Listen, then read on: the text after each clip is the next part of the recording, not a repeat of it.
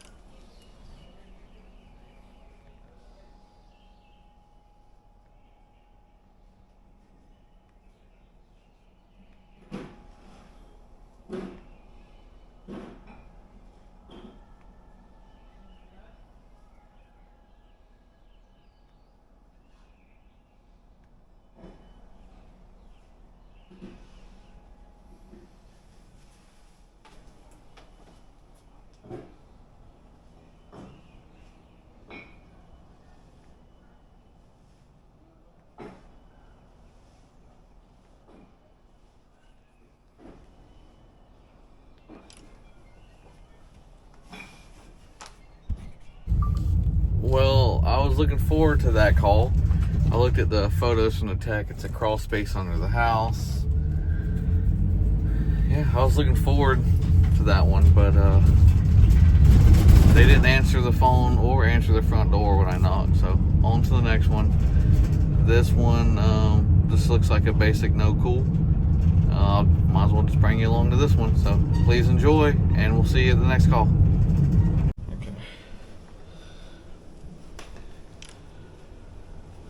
Alright, let's see what we got here. Got a front return, newer system, 2022.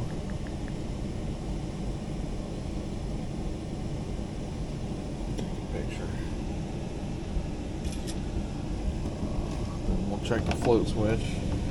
No matter the call, I always check the float switch. Drain looks good. All looks good. Let's go outside. We'll check and see what's going on outside. Check the thermostat. Make sure it's actually even calling for cool. It is calling for cool.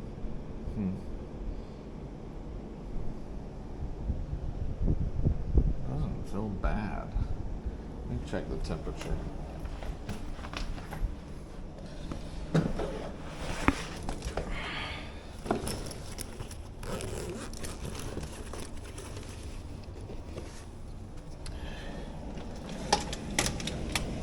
We got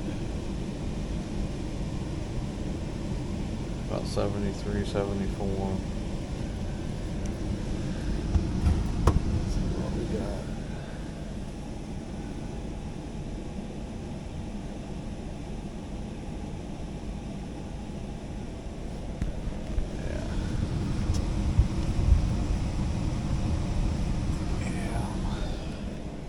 It's not running. What's weird is that this air feels good right here.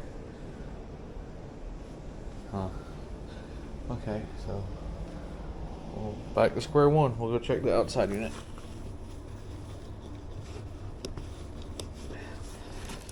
Y'all comment below before you we figure out what it is, see if you're right.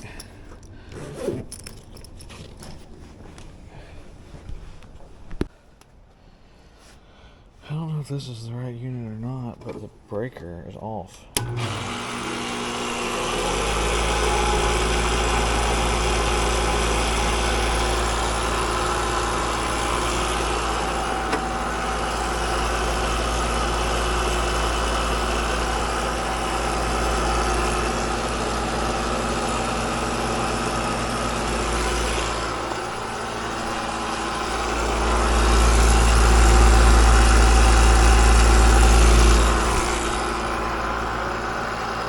Now I'm just going to check, since it's so noisy and chattery, it just sounds like we're getting too much refrigerant back to the unit. So I'm going to check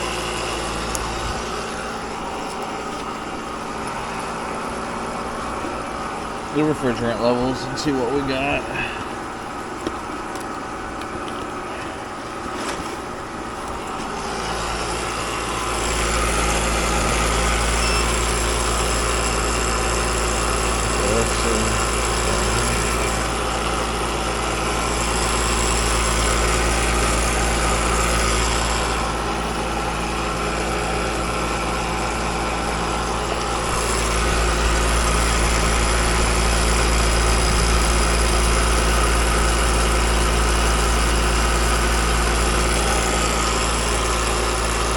That just sounds like the scroll plate.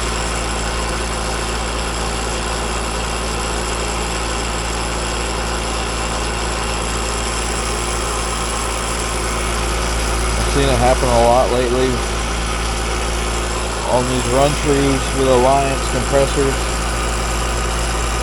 and just too much liquid getting back. These compressors are just wussies.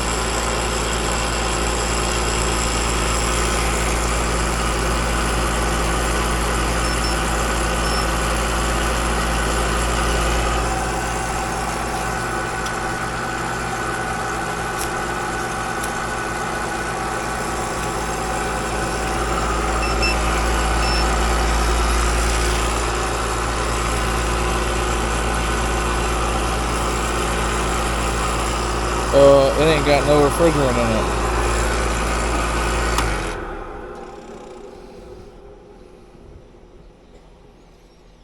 Got no refrigerant in it. Oh, man. So I'm adding just a little bit of tracer refrigerant. Let's see if maybe we get lucky. But I also noticed, I don't know if you guys can see down in there,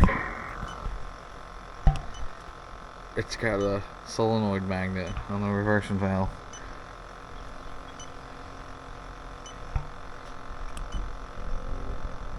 Kind of wondering if this is even the right unit or not. I looked at all these units though. The only other unit it could be is this one, but this one's running. The rest are all carriers. So it's got to be it. So somebody's worked on this before. Wasn't me. See, it says unit 1. That's where we're at. Well, let's try to find this leak and then we'll go from there. I found it.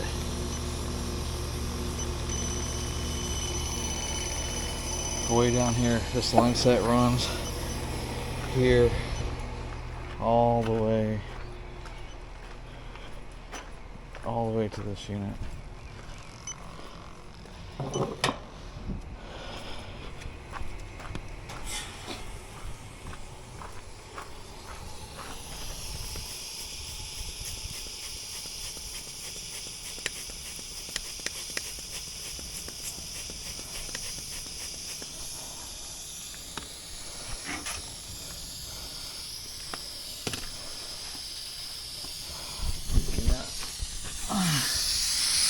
Literally see it blowing. It's not here. It's like right there. Right on the bottom.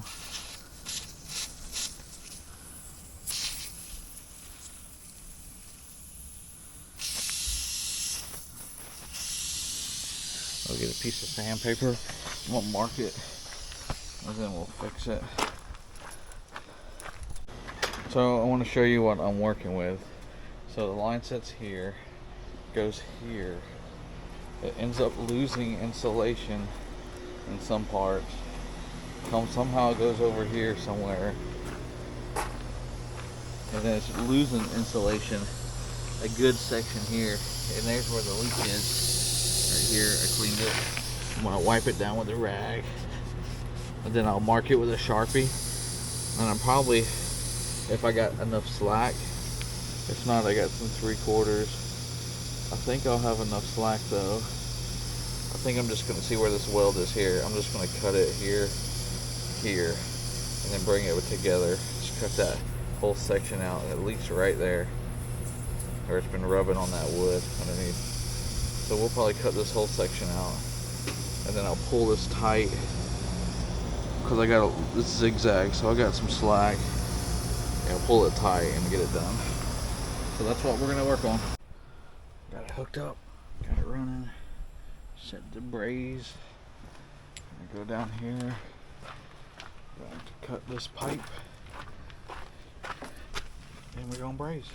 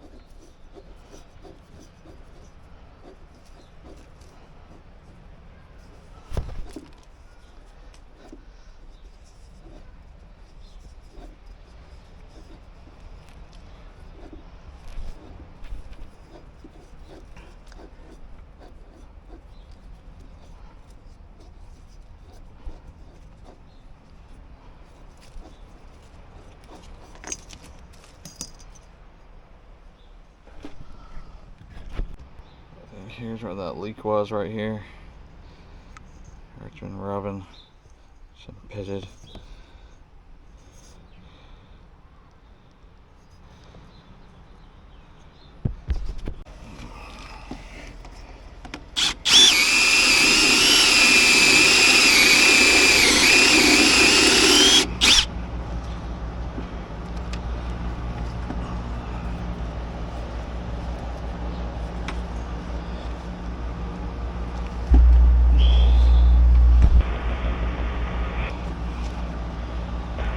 So I'm gonna have to cut a 3/4 piece because it ain't gonna.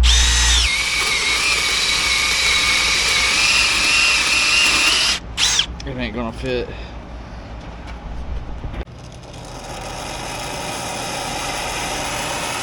Time to get it cooking.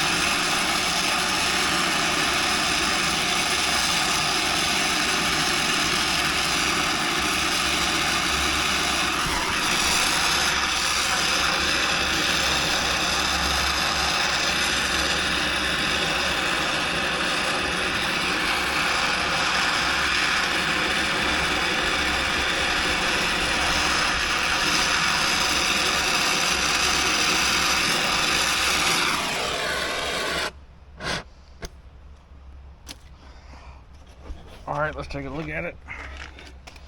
With the old school mirror. That's kind of falling apart. Let's see if I got another mirror in here.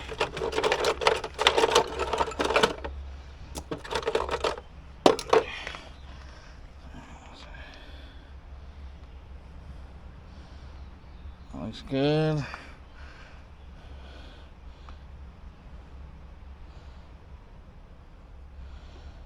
That looks good. Alright, clean it up. We're going to pressure test it and go from there.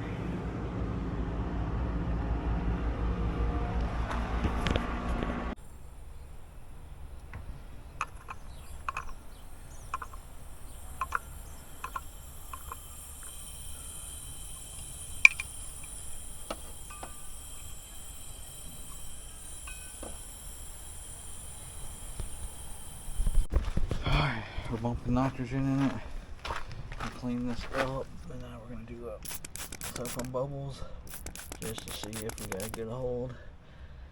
I'll bump it nitrogen up to about 150. These run trees don't like to go over 200 for the compressor, and then we'll let it hold. I started the tightness test.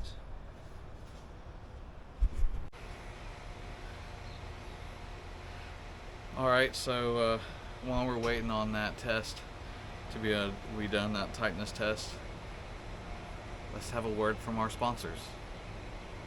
I'm just kidding, I don't have any sponsors. But anyways, what I'm going to do, I'm just doing a repair today, and then we're going to try to get them a quote to redo all this line set, so all these units, clean all this up, get all that off the ground so it's not vibrating constantly against the rocks and everything, because he's had to do this repair every year for the last 4 years.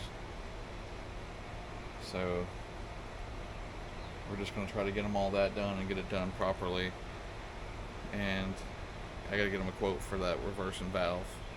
I don't know if I showed you guys this though or not. I think I did, but it's got the magnet stuck on it. The solenoid just down there. This is just unplugged. So once I get this thing running, I need to check, make sure we're getting voltage from the board to the solenoid, or if there's a short or something going on. Could be a short related, but I hate when jobs are just left like that. There's no heat mode on this thing, so gotta figure something out. You can easily use a common as a short and put the common just to the ground on the wall if it requires that. But yeah, let's get back to work.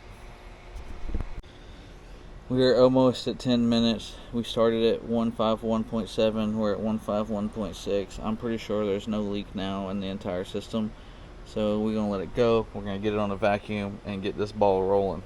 There's no outlet out here. So my little trick is I bought a computer cable for a desktop off of Amazon.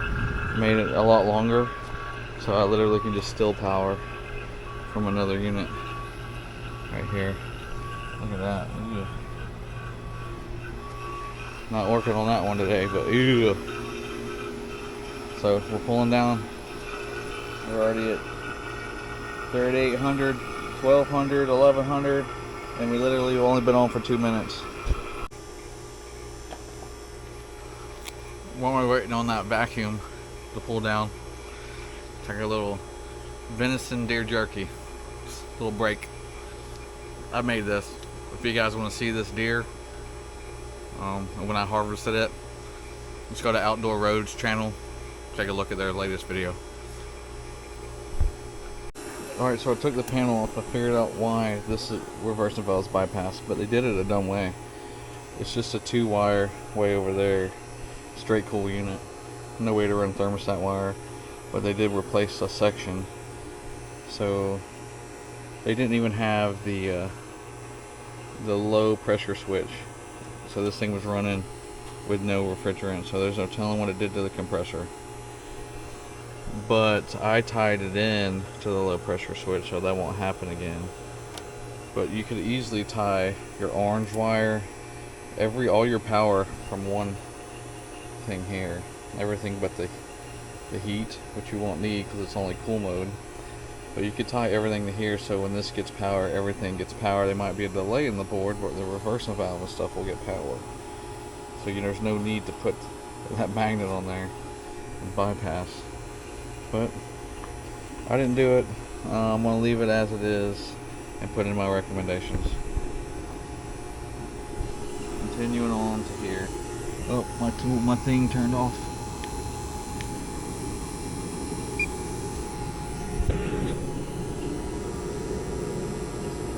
It was just below 500, so what's she doing? Going down. Shut the valves. It's holding 487. Alright, we are adding. We're going to start with 5 pounds. Work our way up. I'm going to go ahead and clean up all this while we're adding and getting it ready. I like to, after I add, to let it rest for just a little while before I crank it up. Especially with these sensitive Alliance compressors. Put about 6.5 pounds in there to go Alliance that length. Alright, hold your breath. Here we go. Man,